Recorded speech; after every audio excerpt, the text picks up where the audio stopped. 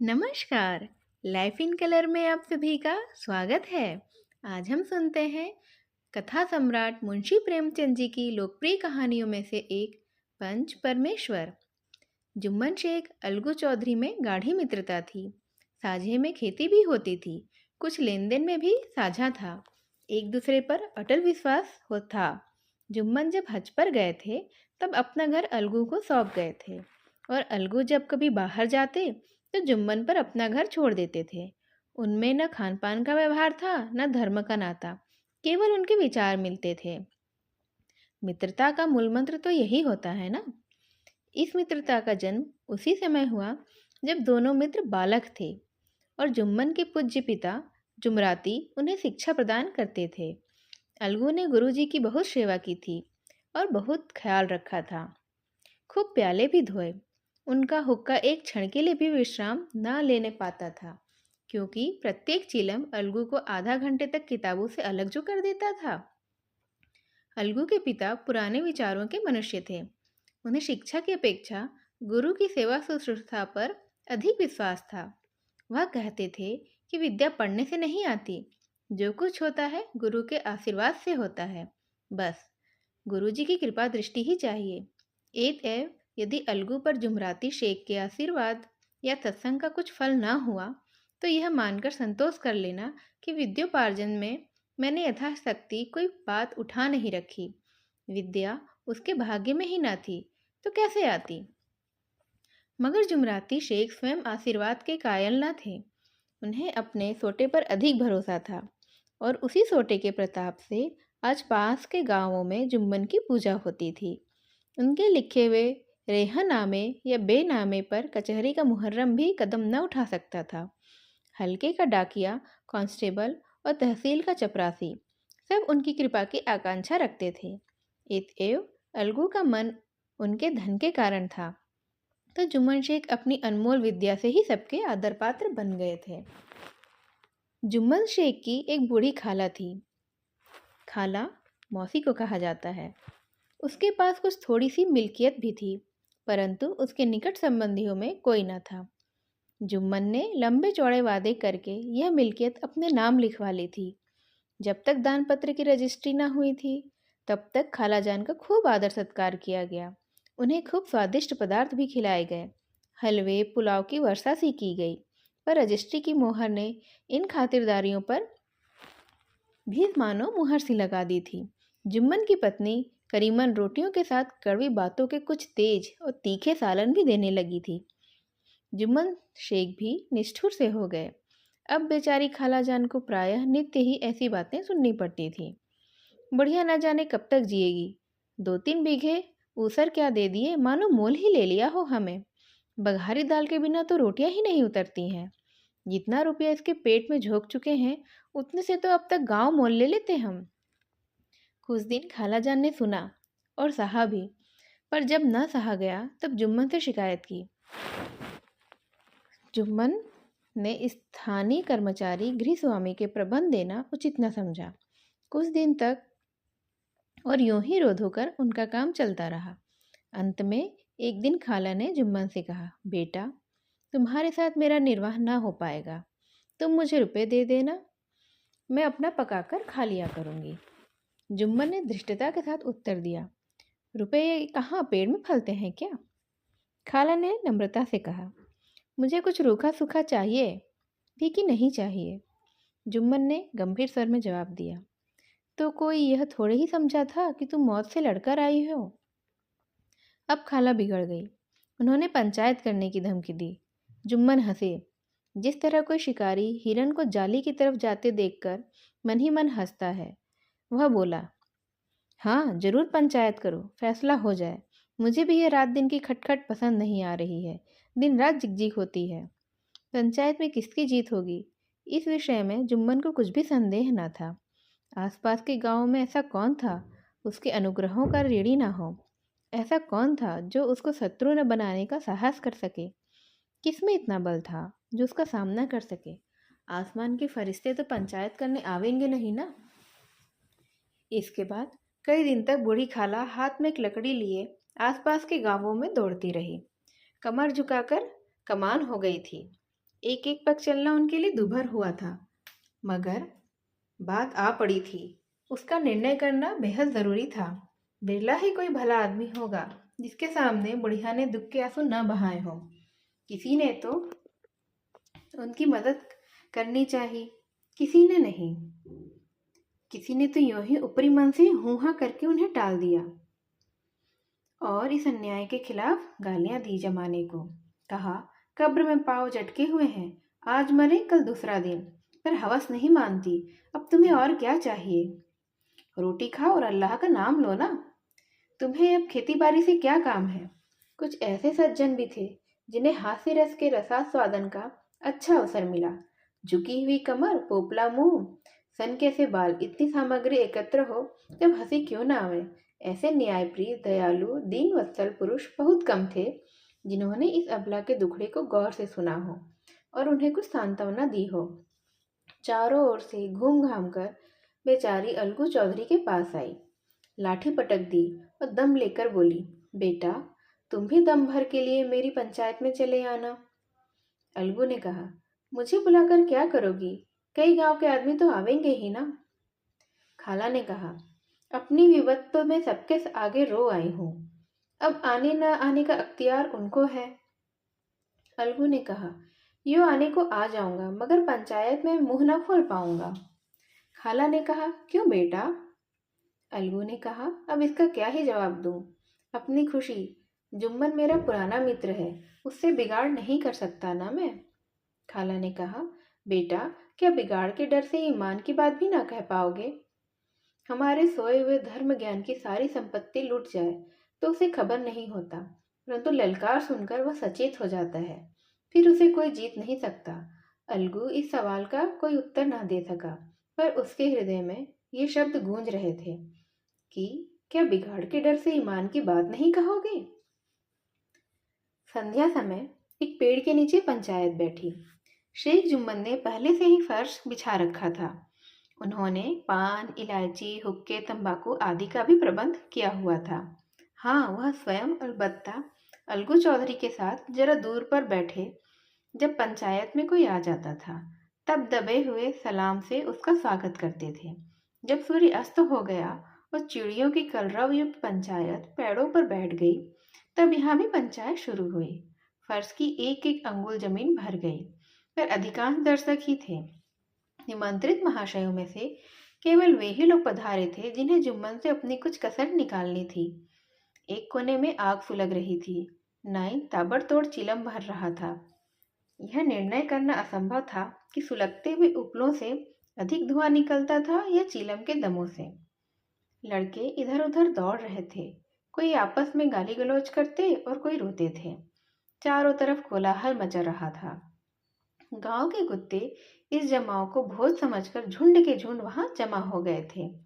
पंच भी आकर बैठ गए तो बूढ़ी खाला ने उनसे विनती की, पंचो, आज 3 साल हुए मैंने अपनी सारी जायदाद अपने भांजे जुम्मन के नाम लिख दी थी। इसे आप लोग तो जानते ही होंगे। जुम्मन ने मुझे ताहयात रोटी कपड़ा देना कबूल किया। साल भर तो मैंने इसके साथ रो धोकर काटा, पर अब रात दिन का रोना सहा नहीं जाता है। मुझे न पेट की रोटी मिलती है न तन का कपड़ा। बेकस बेवा हूँ, कचहरी दरबार नहीं कर सकती। तुम्हारे सिवा और किसको मैं अपना दुख सुनाऊं? तुम लोग जो राह निकाल दो उसी राह पर चलूंगी। अगर मुझ में कोई ऐब देखो तो मेरे मुंह पर थप्पड़ मारो। जुम्मन में बुराई देखो तो उसे समझाओ। क्यों एक बेकस की आह लेता है? मैं पंचों का हुक्म सिर माथे पर चढ़ाऊंगी।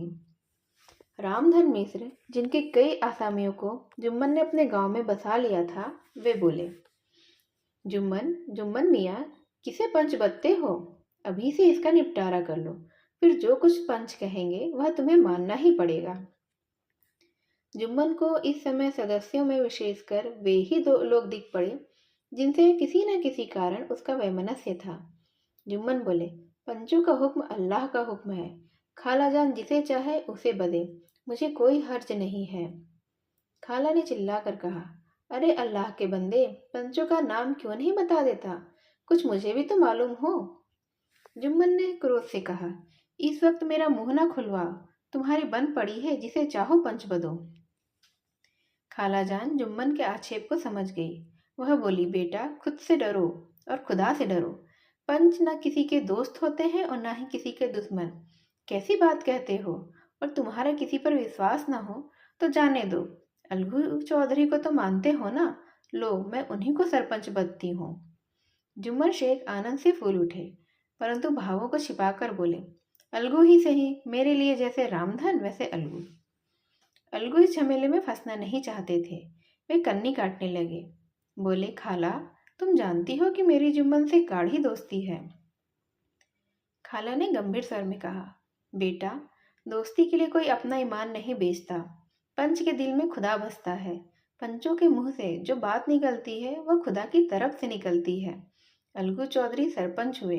रामधन मिश्र और जुम्मन के दूसरे विरोधियों ने बुढ़िया को मन ही मन में बहुत कोसा। अलगू चौधरी बोले, शेख जुम्मन, हम और तुम पुराने दोस्त हैं। जब काम पड़ा तुमने हमारी मदद की है और हम भी जो कुछ बन पड़ा तुम्हारी सेवा करते रहे। मगर इस समय तुम और बूढ़ी खाला दोनों हमारी निगाह में बराबर हो। तुमको पंचों से जो कुछ अर्ज करना हो करो। जुम्मन को पूरा विश्वास था कि अब बाजी तो मेरी है। अलग से यह सब दिखावे की बातें कर रहे हैं। एतेव शांत चित्त होकर बोले, पंचों, 3 साल हुए खाला जान ने अपनी जायदाद मेरे नाम हिब्बा कर दी थी। मैंने उन्हें ता हयात खाना कपड़ा देना कबूल भी किया था। खुदा गवाह है, आज तक मैंने खालाजान को कोई तकलीफ नहीं दी। मैं उन्हें अपनी माँ के समान समझता हूँ। उनकी खिदमत करना मेरा फर्ज है। मगर औरतों में ज़रा अनबन रहती है, तो इसमें मेरा क्या बस है। खालाजान मुझसे माहवार खर्च अलग से मांगती है। जायदाद जितनी है वह पंचों से छिपी नहीं। उससे इतना मुनाफा नहीं होता है कि माहवार खर्च दे सकूं। इसके अलावा हिब्बा नामे में माहवार खर्च का कोई जिक्र नहीं तो मैं भूलकर भी इस झमेले में ना पड़ता। बस मुझे यही कहना है, आइंदा पंचों का अख्तियार है, जो फैसला चाहे वो करें। अलगू चौधरी को हमेशा कचहरी से काम पड़ता था। एतेव वह पुराना कानून जानते थे। वह पुराना कानूनी आदमी थे। उसने जुम्मन से जिरह शुरू की। एक एक प्रश्न जुम्मन के हृदय पर हथौड़ी की चोट की तरह पड़ता था। रामधन मिश्र इस प्रश्नों पर मुग्ध हो जाते थे। जुम्मन चकित थे कि अलगू को आखिर हो क्या गया है। अभी तक वह अलगू मेरे साथ बैठी हुई उस खाला की तरह लग रहे थे और सोच रहे थे कैसी कैसी बातें कर रहा था। इतनी ही देर में ऐसी काया पलट हो गई कि मेरी जड़ खोदने पर तुला हुआ है। न मालूम कब की कसर यह निकाल रहा है। क्या इतने दिनों की दोस्ती कुछ भी नहीं है? क्या कोई काम नहीं आ पाएगी? जुम्मन शेख तो इसी संकल्प विकल्प में पड़े हुए थे कि इतने में अलगू ने फैसला सुनाया। जुम्मन शेख, पंचों ने इस मामले पर विचार किया है। उन्हें यह नीति संगत मालूम होता है कि खाला जान को माहवार खर्च दिया जाए। हमारा विचार है कि खाला की जायदाद में इतना मुनाफा अवश्य होता है कि माहवार खर्च दिया जा सके। बस यही हमारा फैसला है। अगर जुम्मन को खर्च देना मंजूर ना हो तो हिब्बा नामा रद्द समझा जाए। यह फैसला सुनते ही जुम्मन सन्नाटे में आ गए। जो अपना मित्र हो वह शत्रु का व्यवहार करे और गले पर छुरी फेर दे, इसे समय के हेरफेर के सिवा और क्या कहा जा सकता है। जिस पर उन्हें पूरा भरोसा था उसने समय पड़ने पर धोखा दे दिया। ऐसे ही अवसरों पर झूठे सच्चे मित्रों की परीक्षा की जाती है। यही तो कलयुग की दोस्ती है ना।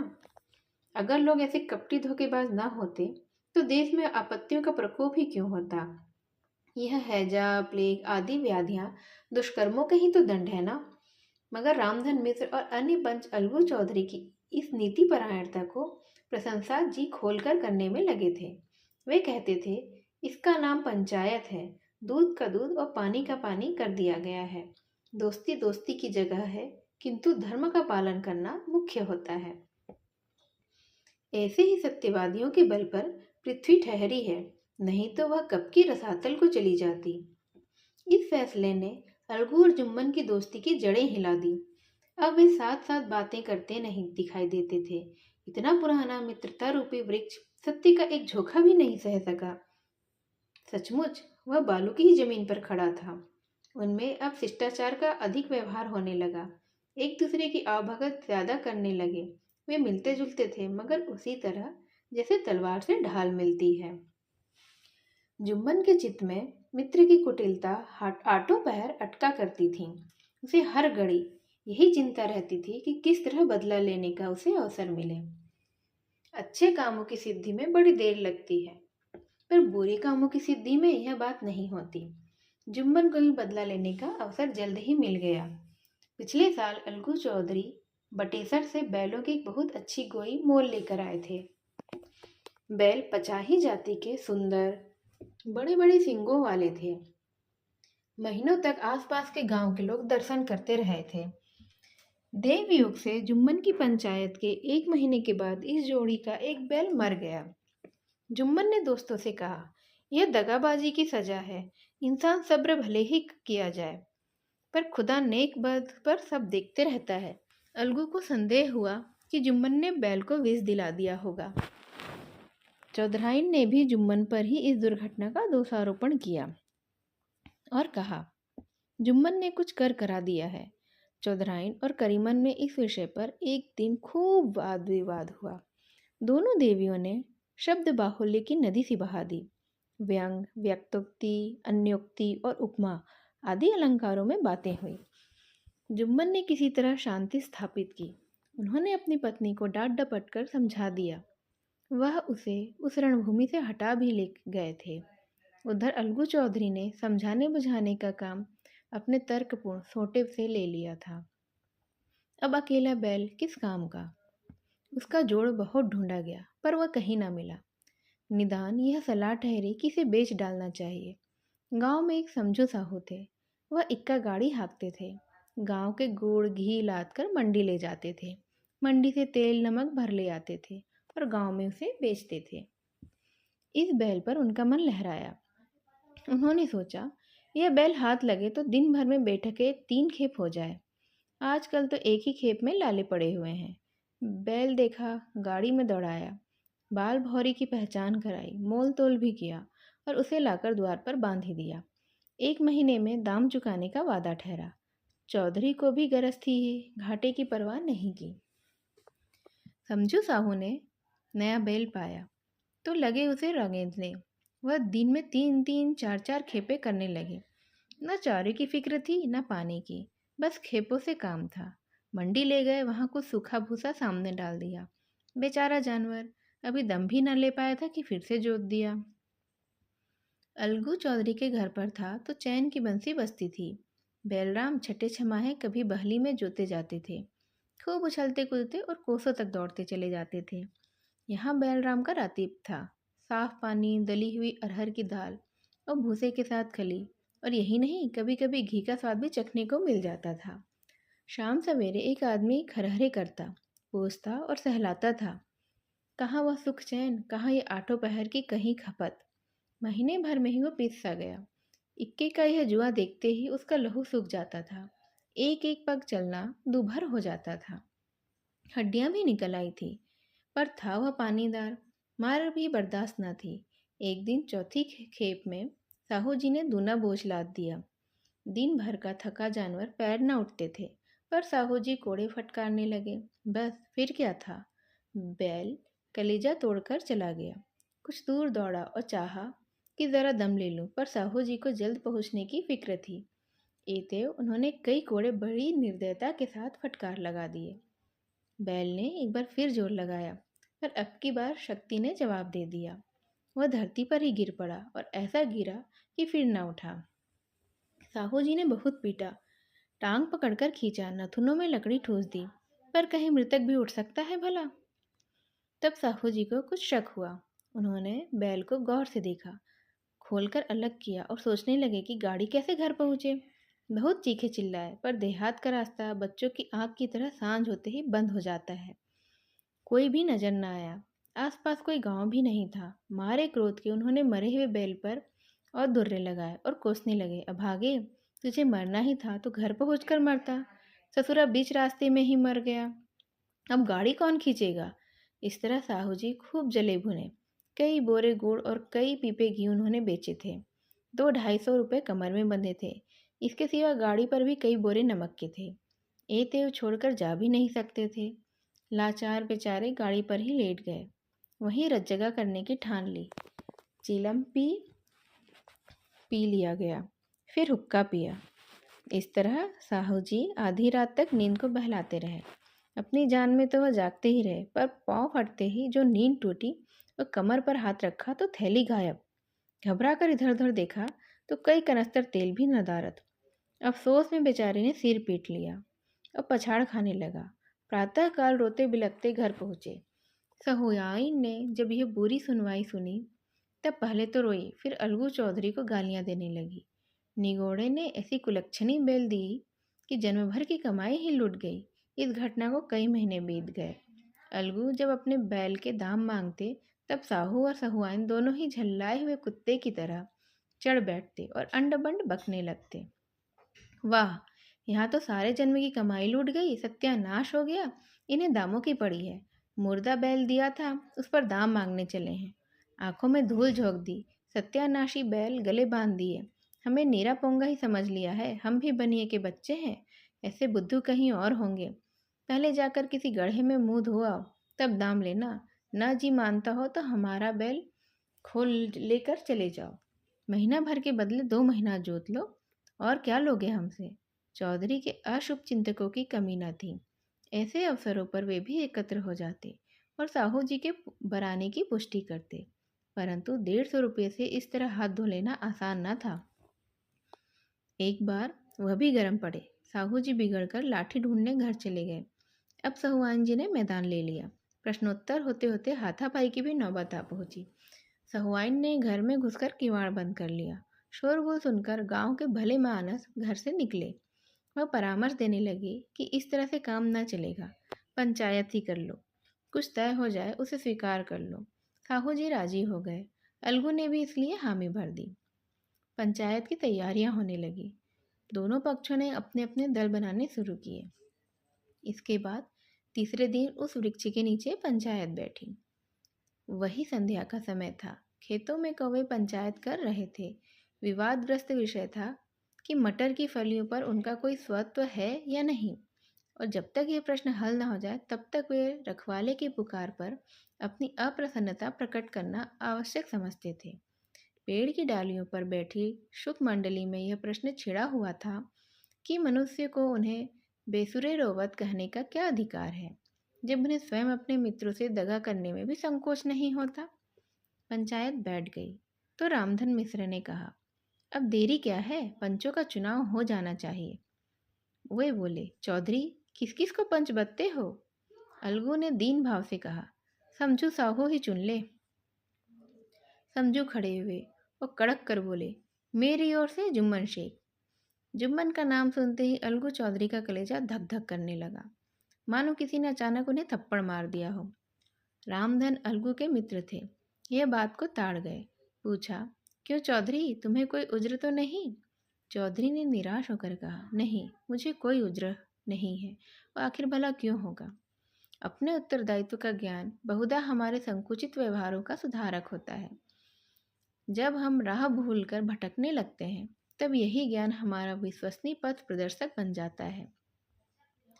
पत्र संपादक अपनी शांति कुटी में बैठा हुआ कितनी धृष्टता और स्वतंत्रता के साथ अपनी प्रबल लेखनी से मंत्रिमंडल पर आक्रमण करता है, परंतु ऐसे अवसर आते हैं जब वह स्वयं मंत्रिमंडल में सम्मिलित होता है। मंडल के भवन में पग धरते ही उसकी लेखनी कितनी मर्मज्ञ, कितनी विचारशील, कितनी न्यायपरायण हो जाती है। इसका कारण उत्तरदायित्व का ज्ञान है।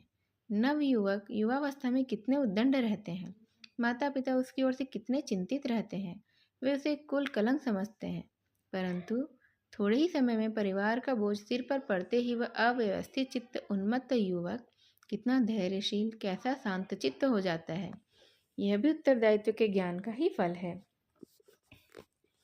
जुम्मन शेख के मन में भी सरपंच का उच्च स्थान ग्रहण करते ही अपनी जिम्मेदारी का भाव पैदा हुआ। उसने सोचा, मैं इस वक्त न्याय और धर्म के सर्वोच्च आसन पर बैठा हूँ। मेरे मुंह में इस समय जो कुछ निकलेगा वह देववाणी के सदृश्य होगा, और देववाणी में मेरे मनोविकारों का कदापि समावेश न होना चाहिए। मुझे सत्य से जौ भर भी टलना उचित नहीं है। पंचों ने दोनों पक्षों से सवाल जवाब करने शुरू किए। बहुत देर तक दोनों दल अपने अपने पक्ष का समर्थन करते रहे। इस विषय में तो सब सहमत थे कि समझू को बैल का मूल्य देना चाहिए, परंतु वो महाशय इस कारण रियायत करना चाहते थे कि बैल के मर जाने से समझू को हानि हुई है। उसके प्रतिकूल तो सभ्य मूल के अतिरिक्त समझू को दंड भी देना चाहते थे, जिससे फिर किसी को पशुओं के साथ ऐसी निर्दयता करने का साहस न हो। अंत में जुम्मन ने अपना फैसला सुनाया। अलगू चौधरी और समझू साहू, पंचों ने तुम्हारे मामले पर अच्छी तरह से विचार किया है। समझू को उचित है कि बैल का पूरा दाम दिया जाए। जिस वक्त उन्होंने बैल लिया था उसे कोई बीमारी ना थी। अगर उसी समय दाम दे दिए जाते तो आज समझू उसे फेर लेने का आग्रह ना करते। बैल की मृत्यु केवल इस कारण हुई कि उससे बड़ा कठिन परिश्रम लिया गया और उसके दाने चारे का भी कोई प्रबंध नहीं किया गया था। रामधन मिश्र बोले, समझू ने बैल को जानबूझकर मारा है, एते उसे दंड लेना चाहिए। जुम्मन बोले, यह दूसरा सवाल है, हमको इससे कोई मतलब नहीं। झगड़ू साहू ने कहा, समझू के साथ कुछ रियायत तो होनी चाहिए ना। जुम्मन बोले, यह अलगू चौधरी की इच्छा पर निर्भर है, वह रियायत करें तो उनकी भलमनसी है। अलगू चौधरी फूले न समाये, उठ खड़े हुए और जोर से बोले, पंच परमेश्वर की जय। इसके साथ ही चारों ओर से प्रतिध्वनि हुई, पंच परमेश्वर की जय। यह मनुष्य का काम नहीं, पंच में परमेश्वर वास करते हैं, यह उनकी महिमा है। पंच के सामने खोटे को कौन खरा कह सकता है। थोड़ी देर बाद जुम्मन अलगू के पास आए और उनके गले लिपटकर बोले, भैया, जब से तुमने मेरी पंचायत की तब से मैं तुम्हारा प्राणघातक शत्रु बन गया था, पर आज मुझे ज्ञात हुआ कि पंच के पद पर बैठकर ना कोई किसी का दोस्त है और ना ही कोई किसी का दुश्मन। न्याय के सिवा उसे और कुछ नहीं सोचता है। आज मुझे विश्वास हो गया है कि पंच की जबान से खुद खुदा बोलता है। अलगू रोने लगे। इस पानी से दोनों के दिलों का मैल ही धुल गया। मित्रता की मुरझाई हुई लता फिर से हरी हो गई। इस तरह पंचों के फैसलों ने एक न्याय का समर्थन किया। ये कहानी अब यहीं समाप्त होती है। मुंशी प्रेमचंद जी की इस कहानी की जो सीख हमें मिलती है वो है कि हम जिस भी पद पर रहें, हमें हमारी न्यायप्रियता का एहसास होना चाहिए और हमें हमारे पद की गरिमा का ख्याल रखना चाहिए। इस कहानी को ध्यान से सुनने के लिए आप सभी का धन्यवाद। नमस्कार।